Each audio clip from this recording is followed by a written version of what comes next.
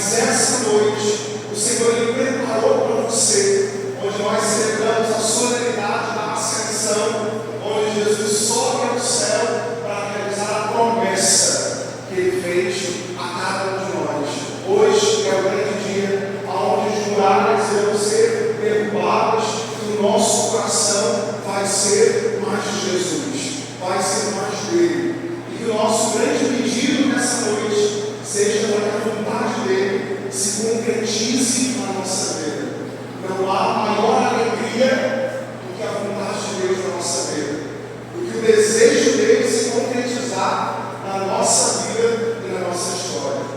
E isso na Santa Missa, feche um bocadinho os seus olhos, te convido a entrar na intimidade com o Senhor. Como nós dizíamos, Ele já fez muita coisa nessa semana de oração, nesse cerco de Jericó.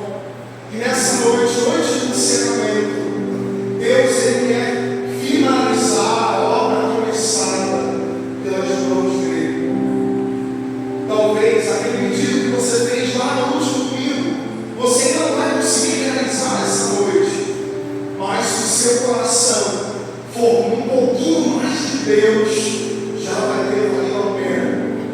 Todo esforço que você teve para estar aqui todo dia vai ganhar sentido quando você hoje declarar que Ele é a razão da tua vida, que o seu respirar é por causa dele.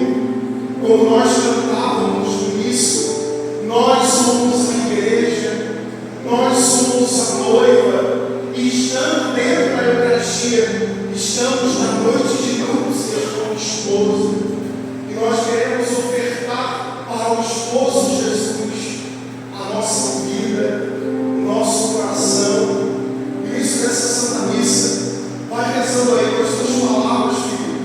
Vá pedindo para que esse esposo possa vir te encontrar. Nós somos a esposa, somos a noiva ornada. Nós estamos preparados para encontrar com Ele. Quantas coisas Ele já concretizou na tua vida, quantos milagres Ele já realizou na tua vida.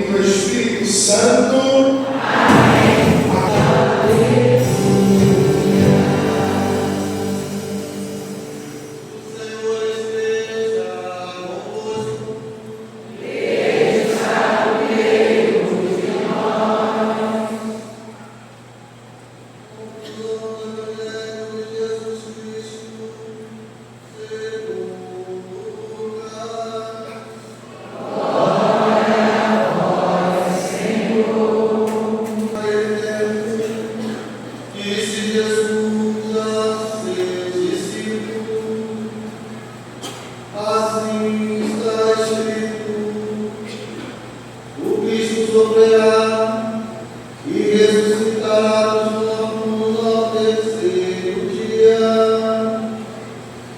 e no seu nome será anunciado a conversão, o perdão dos pecados a todas as nações, começando por Jerusalém. Vós sereis testemunha de tudo isso. Eu enviarei sobre vós aquele que meu Pai prometeu. Por isso, permanecei na cidade, até que sejais revestidos da força do alto. Então Jesus levou-os para fora, perto de Betânia. Ali ergueu as mãos e os abençoou. Enquanto os abençoava, afastou-se deles e foi levado para o céu. Eles o adoraram. Em seguida voltaram para Jerusalém com grande alegria e estavam sempre no templo, bendizendo a Deus.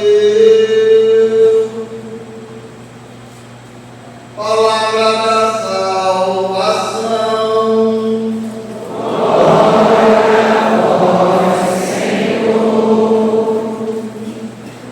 A nós descer divina luz, a nós descer divina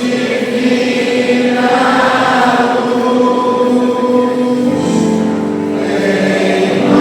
em nossas almas acender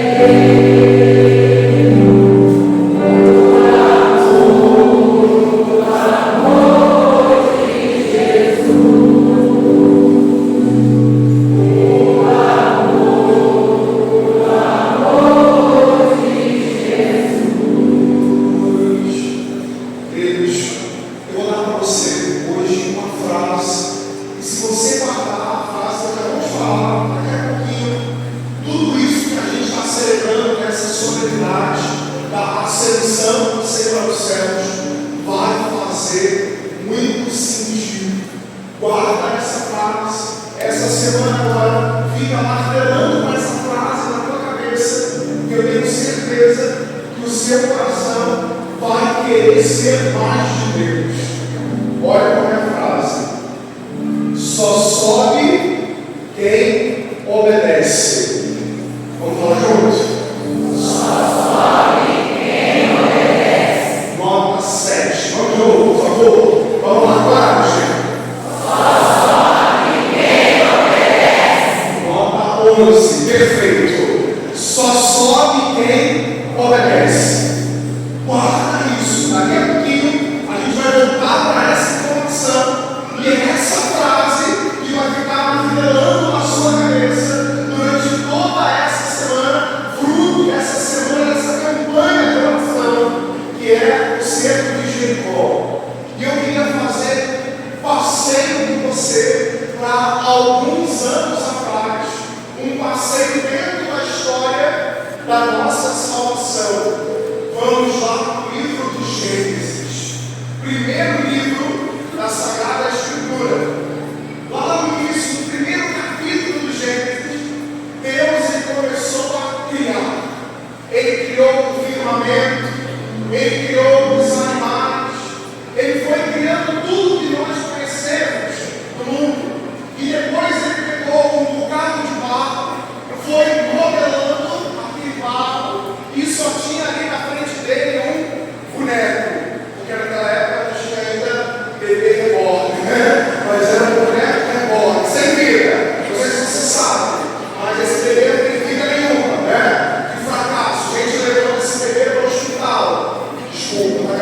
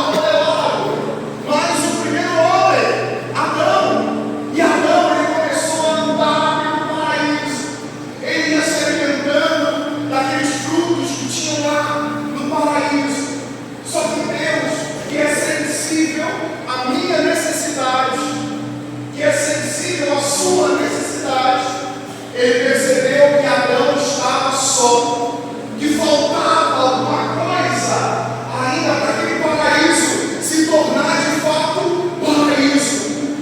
Deus então toma uma das costelas de Adão e tira dali aquilo que hoje nós conhecemos como problema. Pelo amor de Deus, não me mata, por favor, acalmar-nos. Deus então tira da costela de Adão a mulher, Eva. Agora, no paraíso, Adão e Eva viviam uma vida perfeita. Imagina, uma vida sem pecado, uma vida sem uma palavra que eu carrego, que você carrega, concupiscência, inclinação ao pecado. Adão e Eva não tinham ainda isso. E lá naquele paraíso, eles podiam fazer de tudo. Eles podiam aproveitar aquele paraíso de uma maneira como não se sonhou, ninguém poderia aproveitar.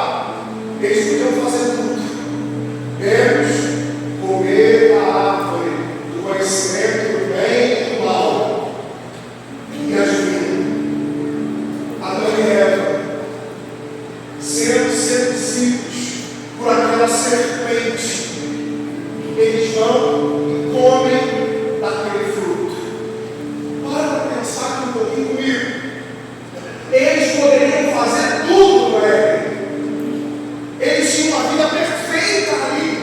Eles só não podiam comer daquele fruto. Mas era aquele fruto que eles queriam. Porque a serpente os conduziu até chegar lá. Eles então pegaram aquele fruto da árvore e comeram. E depois um colocou a culpa no outro. Perguntaram para quem comeu. Adão falou foi Eva. E Eva que falou foi Adão. Um colocava a culpa no outro. E aí Deus, olha que coisa linda que era o paraíso. Deus caminhava ao lado deles, imagina. Adão e Eva, né, o Espírito Santo dom da imaginação. Adão e Eva caminhando no Éden. E no meio de Adão e Eva, nosso Senhor Deus caminhava com eles.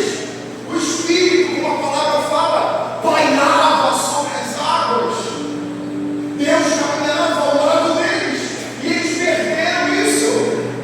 Depois que eles comeram o fruto proibido, Deus aparece para Adão e Eva.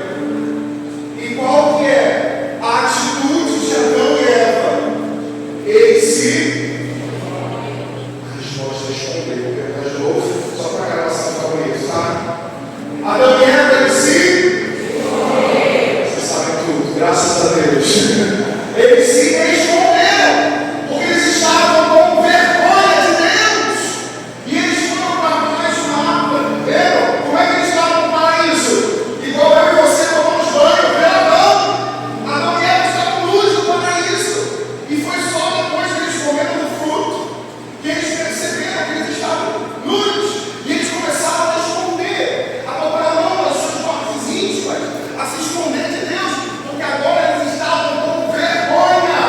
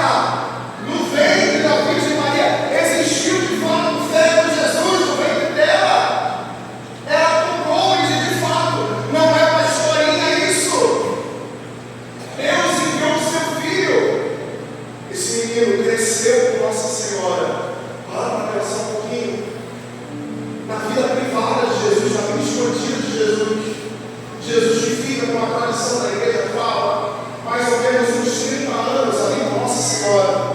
Você imagina? Olha a visão que Maria e José tiveram. Jesus dando os seus primeiros passos.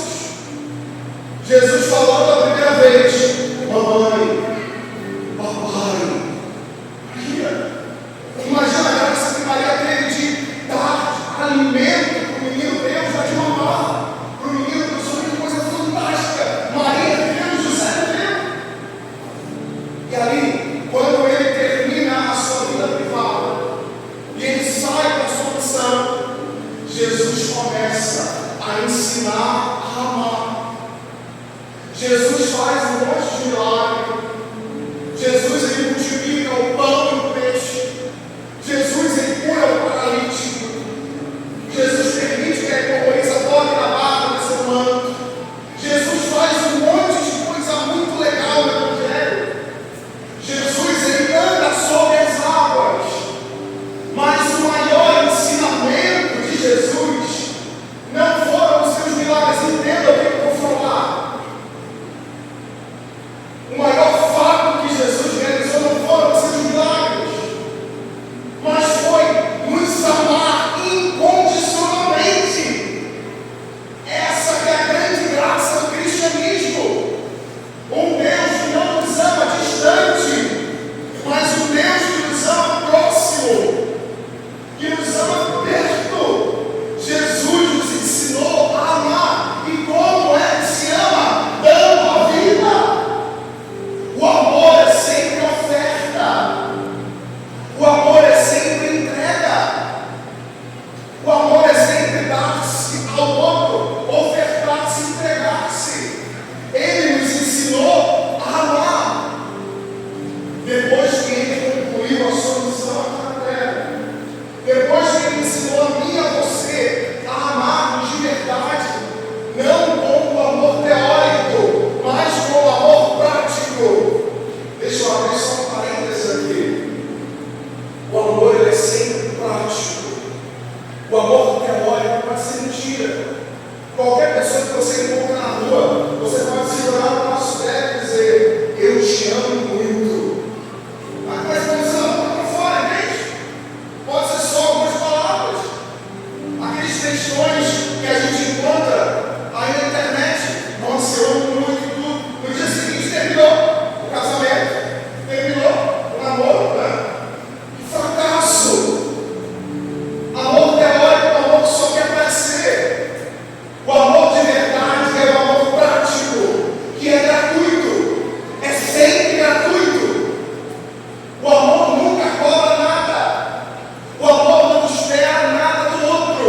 Vou dar um exemplo que eu gosto muito de falar lá em casa, lá na minha paróquia. Quem é que a mãe falou? Levanta a mão. Olha lá. 70% da igreja, as mães. Quando seu filho, sua filha, era um bebezinho pequenininho, assim, ele já falou para você, sei lá, com meses, com um ano, ele já chegou para você e disse: mãe, obrigado por trocar a minha fralda. Mãe, obrigado por me dar de mamar. Sim ou não? Não, ele não falou isso para você.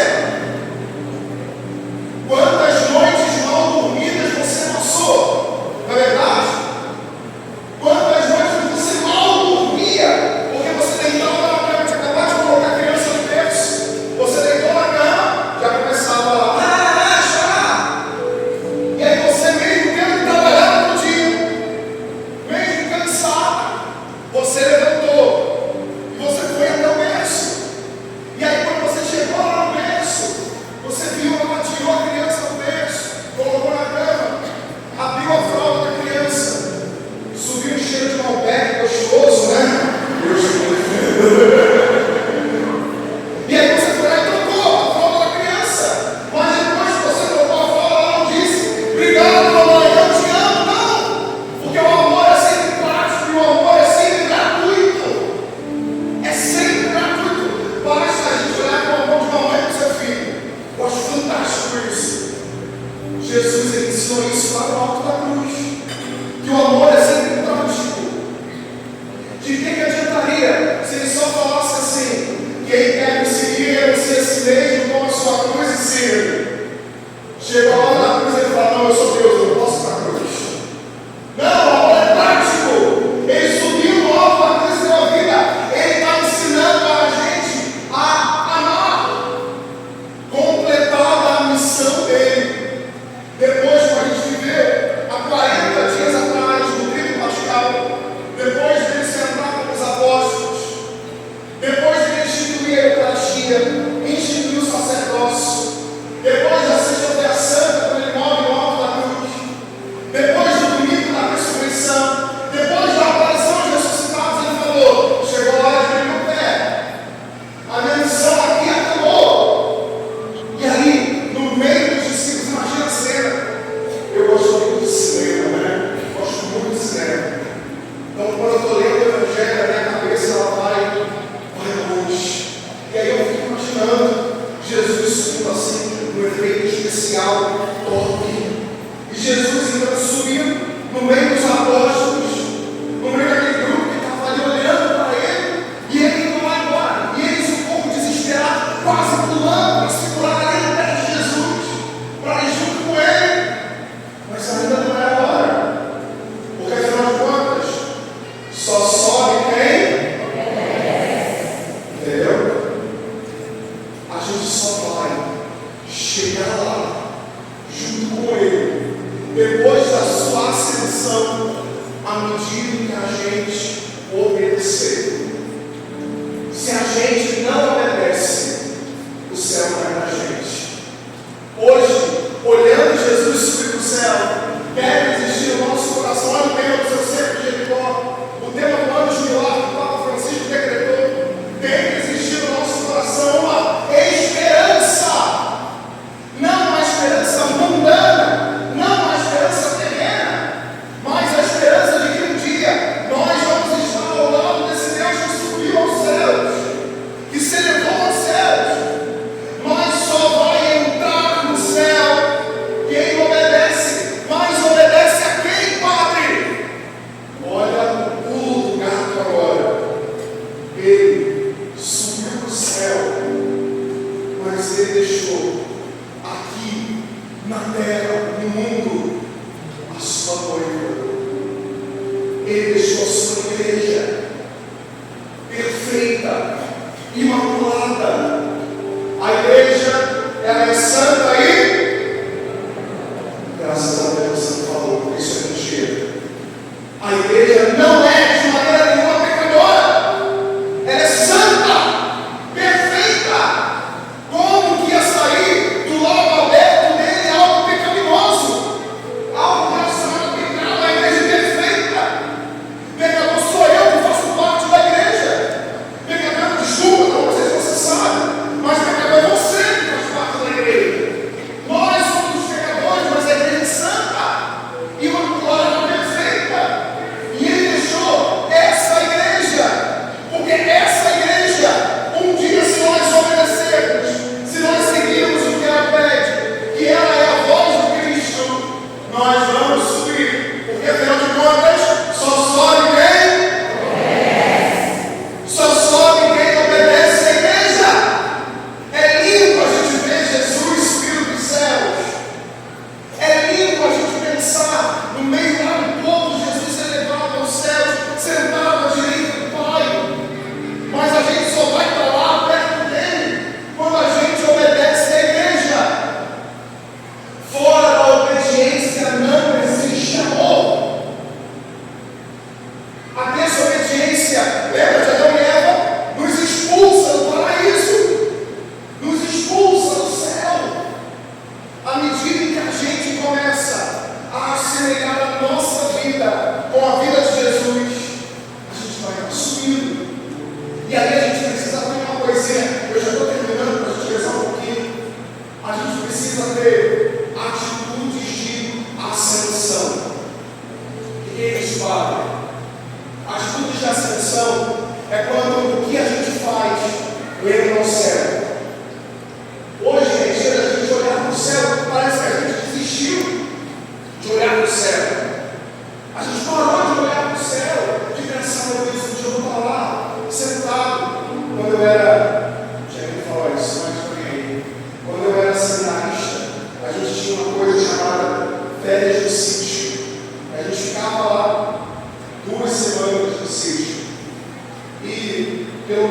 esporte de atleta, eu não sei jogar bola, eu tenho futebol, tenho vôlei, tenho nada, quem que pega, eu sempre sou o primeiro a ser que ficar lá para trás, eu sou sempre o último a ser escolhido, então eu tinha que dar os meus pulos. Qual que era o meu esporte nas férias do sítio?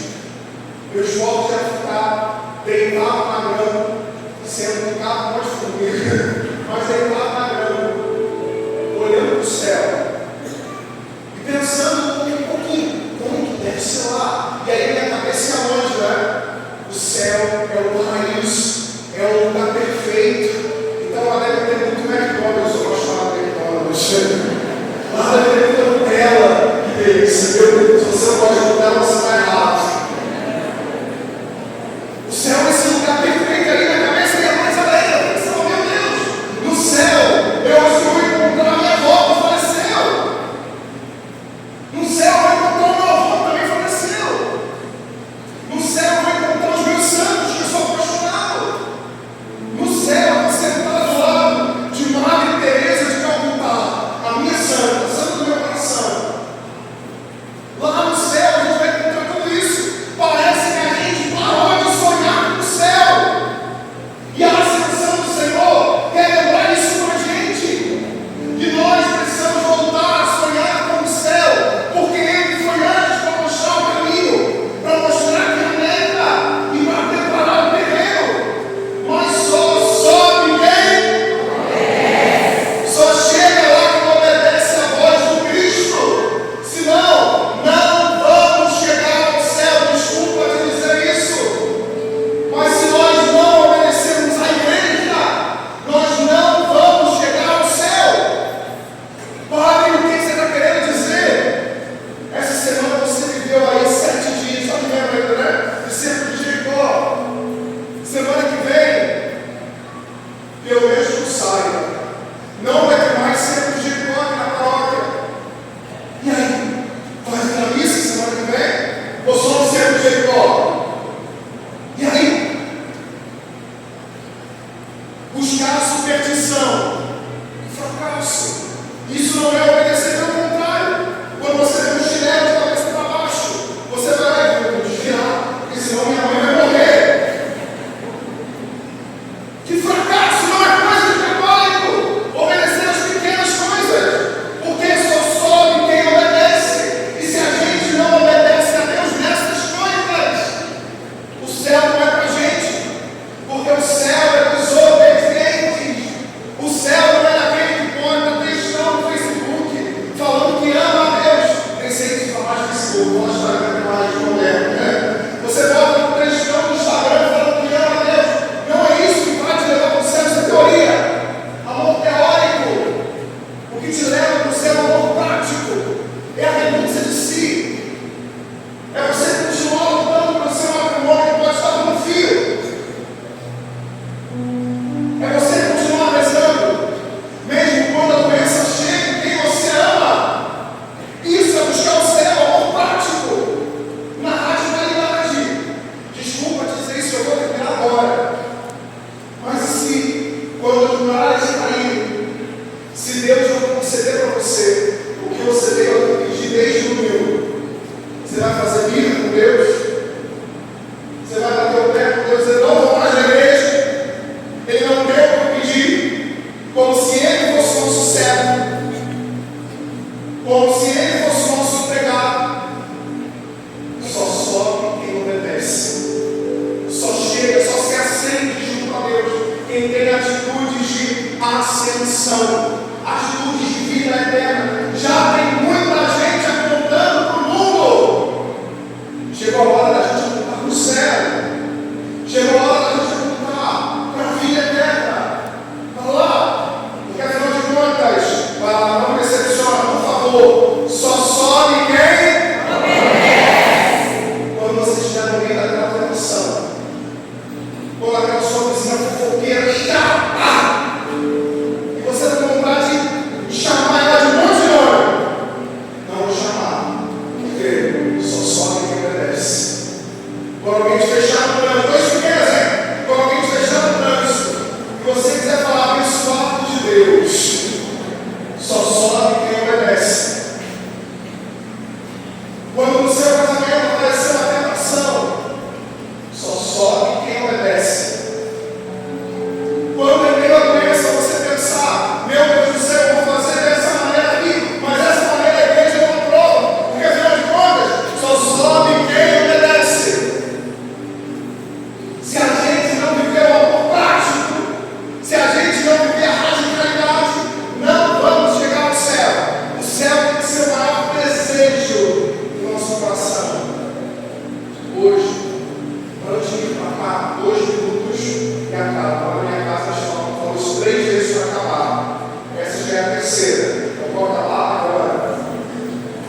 hoje de manhã, antes de marcar, foi uma correria na dia.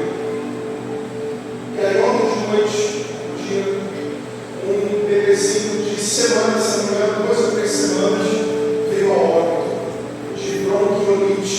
Não sei como que está, porque a verdade é um pouquinho mais quente, né? Mas lá em Teresópolis, a UTI neonatal está lotada de crianças de bronquiolite. Lotada, não tem vaga. Peço que você pegue essa missão por essas crianças também. E uma dessas crianças, com 2 ou 3 semanas, ela veio ao óbito ontem, por conta de bronquiolite crônica, se eu não me engano, esse nome. E hoje de manhã era o enterro desse bebezinho. Enterro é sempre difícil. Seja de gente, imagina, os padres, aquela paróquia, o tamanho dessa paróquia, é claro que é a paróquia. A gente faz enterro de gente que a gente nunca viu na nossa vida. Já é difícil fazer, porque os familiares estão ali. E aí, quando chega o conhecido, é mais difícil ainda. Mas penso que mais difícil. Não sei se você já participou disso, quem não deu, que você não participe de um enterro de um bebê. É tenebroso. Quando eu cheguei ali no lugar onde estava sendo agora, um lugar assim, muito macabro, eu nunca tinha ido nesse lugar. Eu entrei, tinha lá o cachorrozinho, uma bebezinha, pequenininho, em volta assim, parecia que era uma loja de caixão também, então tinha um monte de caixão em volta, assim, um lugar meio macabro mesmo, assim, já é difícil aquele ambiente assim, piorava tudo.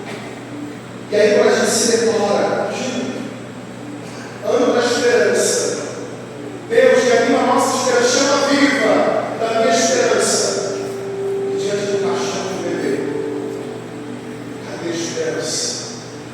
O que eu poderia dizer para a mãe dessa criança? Como eu poderia consolar a mãe daquela criança? Eu precisava de alguém me consolar. E quando a gente chega, quando nós padres chegamos em um lugar, as pessoas esperam de nós uma palavra de esperança. E ali naquele momento eu não conseguia me sentir impotente, a minha vontade era fazer como Jesus, botar a mão ali no coração da criança e falar: volta, por favor. Mas não sou eu quem faz o milagre, é Ele, só Ele. Que dia difícil, que manhã difícil com aquilo ali. E aí depois chegou a mãe, chegou a avó, e a coisa foi ficando ainda mais difícil. Eu fiz a oração das exéquias, depois, falha minha, miséria minha, eu não tinha forças para ir ao cemitério, não tinha forças. Eu fui para casa. E aí no caminho de casa, minha paróquia é bem no interior, lá de Teresópolis, então é uns 20, 30 minutos do centro. A minha cabeça não parava de pensar nisso. Cadê a esperança? E aí eu até pensei: meu Deus, mas por que o Senhor permitiu isso? E aí foi uma cena que eu acho que nunca vou esquecer mais. Quando a mãe da criança chegou, ela não tinha visto a criança ainda dentro do hospital, ela não conseguiu ir. N motivos. E aí quando a avó da criança chegou ali perto do caixãozinho, a avó dizia assim: nossa, ela é muito linda, passando a mão assim na olheira do bebê. Ela é muito linda, ela parece você, e olhava para a filha assim. E aí essa cena não saía da minha cabeça, e aí eu perguntava: Senhor, cadê a esperança? Jesus, cadê a esperança agora? Pelo carro, eu fui lembrando um pouco da trajetória que ela teve. Ontem, eu passei o dia inteiro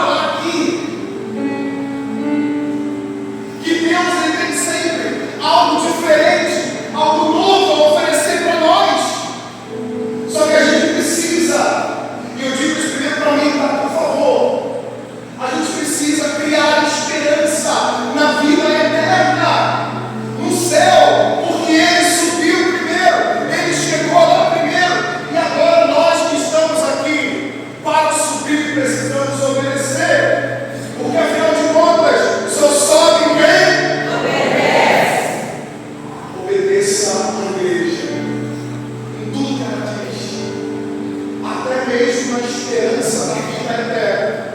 Por mais que seja um bebezinho de semanas de idade, a gente crê que está lá, intercedendo pela gente. No início da missa, além da atividade, eu falei com ela, não vou falar o nome dela, não estou na família, mas eu disse: Santa Fulana, me ajuda aqui, para que eu possa amar mais a Jesus, conduzir esse povo para amar mais a Jesus também.